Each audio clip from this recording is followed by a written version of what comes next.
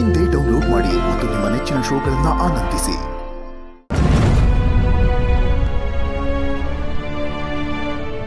Wow, ಸಕ್ಕತ್ತಾಗಿದೆ, beautiful.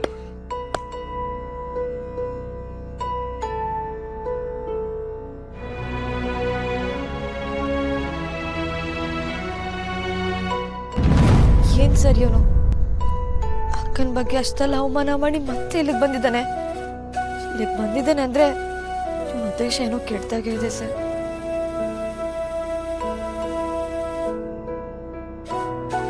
ಲಕ್ಷಿ, ಇವನ್ ಇಲ್ಲಿಗೂ ಬಂದ್ಬಿಟ್ಟ.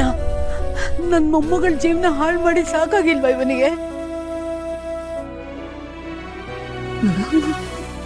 ಅವನು ಕುಡ್ಕೊಂಡು ಬಂದಿದ್ದಾನೆ, ಏನೇನೋ ಮಾತಾಡ್ತಿದ್ದಾನೆ. ನೀ ಟೆನ್ಷನ್ ಮಾಡ್ಕೋಬೇಡ, ಏನೂ ಆಗಲ್ಲ.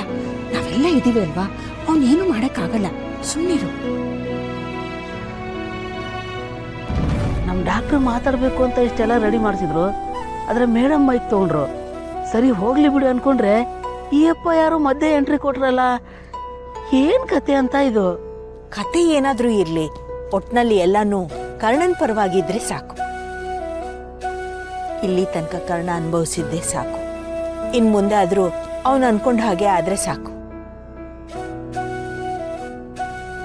ಸಂಜು, ಆಗಲೇ ಟ್ರೈಲರ್ ರಿಲೀಸ್ ಆಗಿದೆ ಅಂತ ಹೇಳ್ತಿದ್ದೆಯಲ್ಲೋ, ಈಗ ಅರ್ಜೆಂಟಾಗಿ ಫಿಲ್ಮ್ನೇ ರಿಲೀಸ್ ಮಾಡಿಬಿಡ್ತಾ ಇದ್ದಾರೆ ನೋಡು.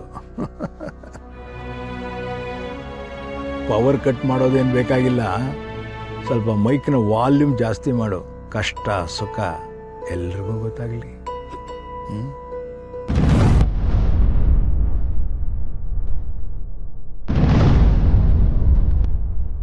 No worries, it's okay. ಬೀಳೋದು ಅಭ್ಯಾಸ ಆಗೋಗಿದೆ. ಇವಳನ್ನ ನೋಡಿದಾಗಿಂದ ನನ್ನ ಜೀವನದಲ್ಲಿ ಬರೀ ಬೀಳ್ತಾನೆ ಇದ್ದೀನಿ. ಪ್ರಾಕ್ಟೀಸ್ ಆಗೋಗಿದೆ. ಏನ್ ನಿತ್ಯ, ಏನ್ ಹೇಳಕ್ ಬಂದೆ? ಸತ್ಯನಾ? ಸತ್ಯ ಏನು ಅಂತ ನಾನು ಹೇಳ? ಸುಮ್ಮನೆ ಇಲ್ಲಿಂದ ಹೊಟ್ಟೋಗು, ಏನೇನೋ ಮಾತಾಡ್ಬೇಡ.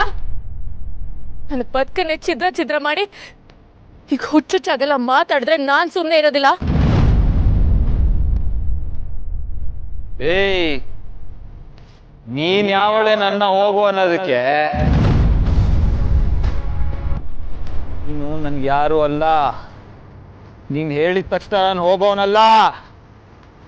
ಮಗುನು ಚೂಟಿ ಅಳಿಸಿ ಎಲ್ರು ಮಜಾ ತಗೋತಾ ಇದ್ದೀರಾ?